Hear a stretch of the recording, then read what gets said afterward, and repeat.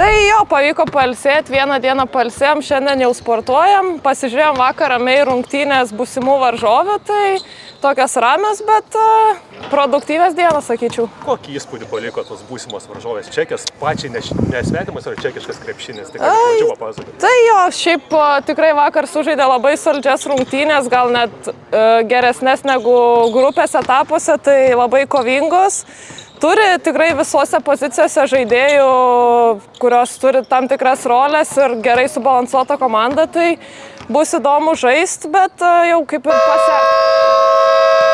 pasiaiškinom, per kur galim jas mušti, tai bus įdomios rungtynės. Ar kadangi pati pažįsti tą čekių krepšinį ir atrodo net 3 komandžiokės turi Čekijos rinktinėje, ar padėjai skautinti treneriams jas? Taip, kažkiek minimaliai pasakiau, bet treneriai irgi stebi daug rungtynių, tai turi tą bendrą įvaizdį ir ne viso žaidėjo žaidžia taip rinktiniai kaip klubuose, tai negali vien ant to pasitikėti. O su tom 3 žaidėjom kažkokių žinučių buvo, komentarų, pasikalbėjimų dabartiniam dienom? Jo, buvo tikrai gerai sutarėm, džiaugiamės tiek mes, tiek jos, kad esam top 8, tai šiltai apsikabinom, pasisveikinom, susitinkam, paklausėm, kaip diena eina ir panašiai, tai viskas super su jom. Sakai, pasidėlioti akcentus, bet kokie tie esminiai akcentai, kaip jas pažabot, kad neįsisiautų prieš Ispanijas? Tai turi tas kelias išreikštas metikės, tai svarbu jom neleisti įsižaisti, nes kai pradės mėti trajekus kaip prieš Ispanijas, tai bus sunku. Ir turi tas aukšta žaidėjas stipres, gal jos gynyboje kažkiek lėčiau juda, tų baudų prisirenka, bet šiaip visur reikia atidirbti gynyboje.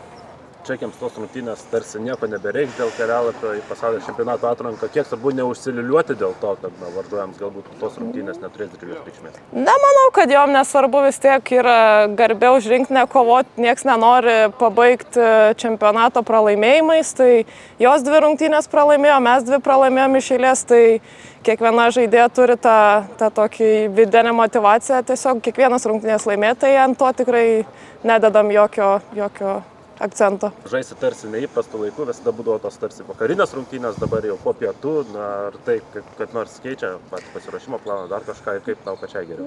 Šiaip nekeičia, vakar dar pajuokavau, kad kai eini į areną kaip į kazino, nebėra laiko juostos jokios, tai ateisim, apšilsim ir žaisim. Čekijoje esam ir 10 ryto žaidę, tai man tai nieko nekeičia. Kiek pačius akcentuoja tą rungtynių kainą, visgi kovoja dėl kelialapio į pasaulio čempionato atranką? Mes tiesiog norim laimėti, žinom, kad galim laimėti ir tikrai žinom, dėl ko kovojam, bet nėra, kad čia kiekvieną akimirką reikia laimėti, tiesiog žinom, kad reikia laimėti ir tas yra automatiškai suprantama, nereikia kartoti to.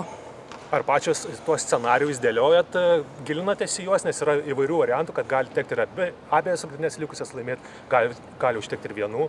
Mes bet kokiu atveju norim laimėti abiejas, ar jos reikš kažką ar nereikš, tai mūsų tikslų nekeičia laimėti kiekvienas rungtynės.